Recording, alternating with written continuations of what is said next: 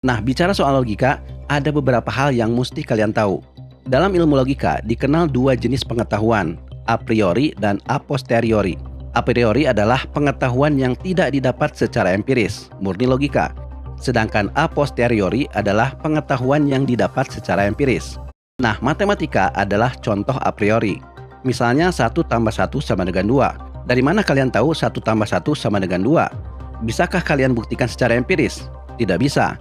Betul bahwa kalian bisa menghitung 1 pensil ditambah 1 pensil sama dengan 2 pensil. Pensilnya kelihatan, tapi itu hanya aplikasinya.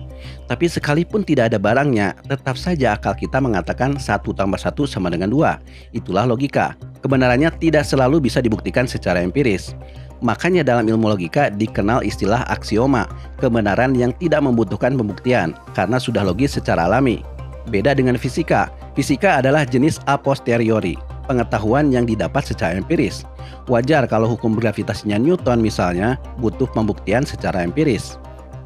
Itulah alasan mengapa eksistensi Tuhan dibahas oleh ahli logika seperti Gödel, karena termasuk a priori. Kebenarannya tidak perlu dibuktikan secara empiris. Dan bicara soal kebenaran, dalam ilmu logika juga dikenal dua jenis kebenaran, necessary truth dan contingent truth. Necessary truth adalah kebenaran yang tidak mungkin salah. Walaupun kalian jadi Dr. Strange, bisa pindah-pindah universe, tetap saja di universe manapun 1 tambah 1 sama dengan 2. Itulah necessary truth. Beda dengan misalnya Jakarta adalah ibu kota negara Indonesia. Walaupun saat ini benar, bisa jadi suatu saat berubah jadi salah. Itulah contingent truth.